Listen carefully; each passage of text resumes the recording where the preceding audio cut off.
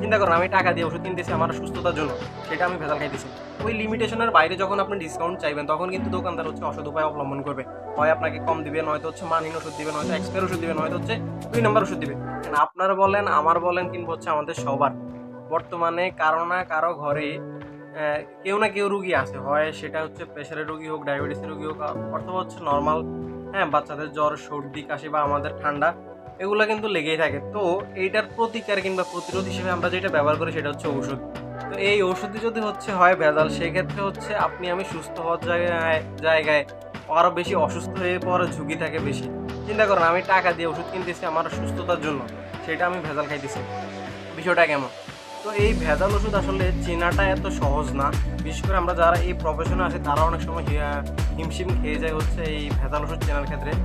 তো আজকে হচ্ছে সাধারণত যেই টিপসগুলো বা যেই উপায়গুলো বলবো, যে খুবই সাধারণ, যেটার মাধ্যমে হচ্ছে আপনি চাইলে হচ্ছে সেই ওষুধগুলো ভেজাল কিনা বা হচ্ছে মানহীন কিনা সেটা সহজে বুঝতে পারেন। প্রথমে হচ্ছে যেটা সেম টু সেম, আমি স্ক্রিনে দুই তিনটা ছবি দিয়ে দেবো, দেখতে অনেকটা একই রকম, সেক্ষেত্রে দেখা যায় যে মানের পরিবর্তন থাকে, দামেরও পরিবর্তন থাকে, হচ্ছে সামান্য কিছু ডিস্টেন্স থাকে, হয়তো একটা অক্ষর বা হচ্ছে একটা ওয়ার্ড থাকে এরকম।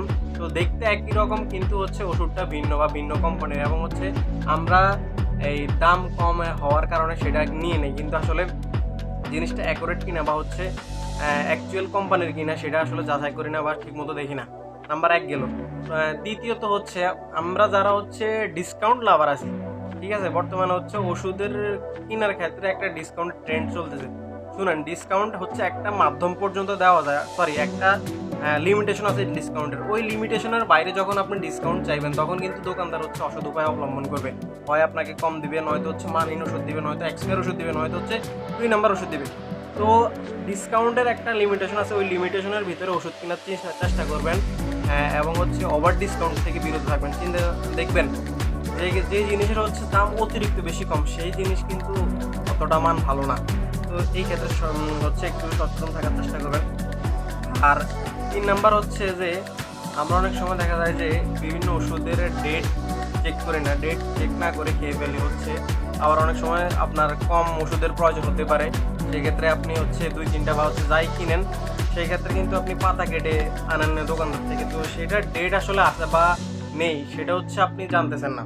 তো জানার জন্য একটা উপায় হচ্ছে কি, দোকানদার কিন্তু হচ্ছে আপনাকে পুরো পাতা ওষুধটা দিবে না, ডেটের সাইড দিবে না। যখন সে আপনি ওনার কাছ থেকে কম পরিমাণে ওষুধ কিনবেন, তো আপনি ওনার বক্সের ডেটটা দেখে নিতে পারেন, অথবা পাতার মধ্যে ডেট দেওয়া থাকে সেটা দেখে নিতে পারেন। আসলে ৪ নাম্বার এবং হচ্ছে লাস্ট যে হচ্ছে উপায়টা হচ্ছে ভেজাল ওষুধ চেনার, সেইটা আসলে উপায় বলা চলে না, একরকম হচ্ছে সচেতনতা বা হচ্ছে তো বিশ্বাস কারো উপরে রাখা বলা চলে। কারণ সেই ক্ষেত্রে আপনার যে ভেজাল ওষুধটা রয়েছে এবং যেটা আসল রয়েছে সেইটার আসলে অমিল বা হচ্ছে পার্থক্য খুঁজে পাওয়া যায় না। হয় ভিতরগত কোনো পার্থক্য থাকে, নয়তো হচ্ছে পাতার মধ্যে হালকা কিছু যেটা থাকে সেটা আপনার চোখে বলেন বা আমার চোখে বলেন ধরা নাও পড়তে পারে। তো সেই ক্ষেত্রে আসলে চেষ্টা করবেন যে হচ্ছে ভালো মন মানসিকতার যে মানুষ আছে ওনার কাছ থেকে হচ্ছে ওষুধটা নেওয়ার। দেখেন, ভালো মন মানসিকতার মানুষের কথা এই জন্য বললাম যে টাকা সবারই দরকার, ব্যবসা সবাই করতে আসছে, কিন্তু এমন কিছু লোক থাকে বা হচ্ছে বেশিরভাগই যারা হচ্ছে টাকার জন্য অন্তত আপনার কাছে নকল ওষুধ বিক্রি করবে না। থাকে না এরকম কিছু লোকের প্রতি আত্মবিশ্বাস থাকে না, সেই ধরনের লোক থেকে আসলে নেওয়ার চেষ্টা করবেন। এটাই হইতে পারে সে হচ্ছে আপনার অপছন্দ কোনো কারণে, বা হচ্ছে সে কিছু টাকা বেশি নিতেছে অন্যান্য এই দোকানদার অপেক্ষা, তারপরও কিন্তু আপনি অ্যাকুরেট জিনিসটা পাইতেছেন, এটা মনের ভিতরে একটা আত্মতৃপ্তি আসে। তো এটাই ছিল আসলে আজকের ভিডিওর মূল বিষয়বস্তু, হচ্ছে আপনাদের মাঝে যে সচেতনতা বলেন ওষুধ ক্রয়ের ক্ষেত্রে সেটা বৃদ্ধি করার জন্য হচ্ছে আজকের এই ভিডিও। তো আশা করি এটা আপনাদের ভালো লাগছে হচ্ছে এবং উপকারে আসবে।